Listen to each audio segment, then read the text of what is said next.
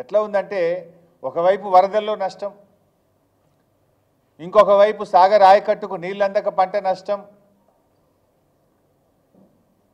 ముందు దగా వెనుక దగా, కుడి ఎడమల దగా దగా, కాంగ్రెస్ పాలనలో రైతు గుండె మంట బగబగ. ఇది పరిస్థితి ఈరోజు. అటు ప్రకృతి వైపరీత్యంతో పంటలు నష్టపోయి దుఃఖంలో ఉంటే, ఇంకొక వైపు ఈ ప్రభుత్వం యొక్క చేతగాంతనం వల్ల, నిర్లక్ష్యం వల్ల పంటలు ఎండిపోతున్నటువంటి పరిస్థితి. ఏముంది, ఒక గండి పూడ్చడానికి ఓ ఇంజనీర్ను పెట్టి, ఒక సీనియర్ ఇంజనీర్ను పెట్టి రాత్రింబవళ్ళు పనిచేయించి చేయాల్సిన పని. నిమ్మకు నీరెత్తినట్లు వ్యవహరించారు. ఓ రొటీన్గా, అంటే ఎంత సీరియస్గా తీసుకోవాలి. కింద 2.5 లక్షల ఎకరాల పంట ఉన్నది. ఆంధ్రప్రదేశ్ది కలుపుకుంటే 3.5 లక్షల ఎకరాల పంట, కొన్ని లక్షల మంది రైతుల జీవితాలు. ఎంత సీరియస్గా ప్రభుత్వం తీసుకోవాలి?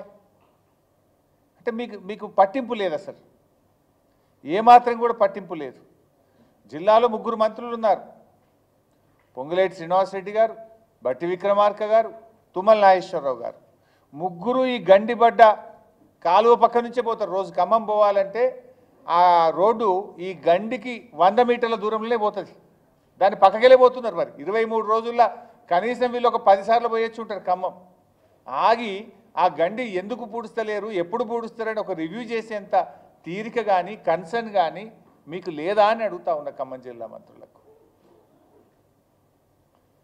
ఇక మాట్లాడమంటే ఓ దునియా మాట్లాడతారు ఈ ముఖ్యమంత్రి గారు, మంత్రులు. మేము ఆకాశాన్ని దించుతాం, సూర్యుడిని వంచుతాం, మేము ఇటున్న సూర్యుడు అటు పొడిచినా, అటున్న సూర్యుడు ఇటు పొడిచినా చేసి తీరుతాం. డైలాగులు కొట్టమంటే వీరే డైలాగులు కొడతారు. 22 రోజుల్లో ఒక గండి పూడ్చడం చేత కాదా నీకు? ఇక మాటలు మాట్లాడమంటే ఆకాశాన్ని వంచుతాం, సూర్యుడిని దించుతామని మాట్లాడతారు. ఇక గండి పూడ్చడం 22 రోజులుగా ఒక గండి పూడ్చడం చేత కాలేదు అంటే ఇది ప్రభుత్వ నిర్లక్ష్యం కాకపోతే, ఇది మీ నిర్వాకం కాకపోతే ఇంకేంటి అని చెప్పి నేను ఈరోజు అడుగుతా ఉన్నా. 9 మంది ఎమ్మెల్యేలను ఖమ్మం జిల్లాలో గెలిపిస్తే పంటలు ఎండబెట్టడమే మీరు ఆ రైతులకు ఇచ్చే బహుమానమా అని అడుగుతా ఉన్నా. 9 మంది ఎమ్మెల్యేలను గెలిపిస్తే హెలికాప్టర్ కూడా పంపకుండా 9 మంది ప్రాణాలను బలిగొట్టినటువంటి పరిస్థితి మీది. 3 మంత్రులు ఉన్న జిల్లాలో 3 లక్షల ఎకరాల పంటను ఎండబెడుతున్నటువంటి పరిస్థితి. ఇదా కాంగ్రెస్ పార్టీ చేసినటువంటిది? ఒక మాటలో చెప్పాలంటే ఈ ప్రభుత్వానికి కూల్చివేతలు తెలుసు తప్ప పూడ్చివేతలు రావు. కూల్చివేతలు తప్ప పూడ్చివేతలు వచ్చినట్టు లేదు ఈ ప్రభుత్వానికి. హైడ్రా పేరు మీద పెద్ద డ్రామా నడుపుతున్నారు. ఇక్కడ కూల్చివేతల పేరు మీద పేదవాళ్ళ ఉసురు పోసుకుంటున్నారు. అరే లక్షల మంది రైతులు అక్కడ నీళ్ళు ఎప్పుడు వస్తాయని కళ్ళల్లో వత్తులేసుకొని సాగర్ నీళ్ల కోసం ఎదురు చూస్తుంటే గా రైతులకు నీళ్లు ఇవ్వడం చేత కాదా? మీ ప్రాధాన్యత ఏంది అని అడుగుతున్నా. పేదల ఇల్లు కూలగొట్టడం మీ ప్రాధాన్యతనా?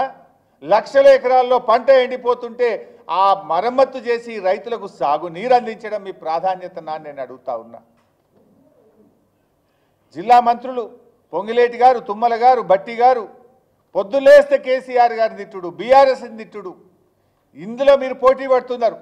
గా రైతులకు నీళ్ళు ఇవ్వడం కోసం పోటీ పడలేరా? రైతులకు నీళ్ళు ఇవ్వడం కోసం తన్లాడలేరా? జిల్లాలో ఆర్థిక శాఖ మా దగ్గరనే, వ్యవసాయ శాఖ మా దగ్గరనే, రెవెన్యూ శాఖ మా దగ్గరనే.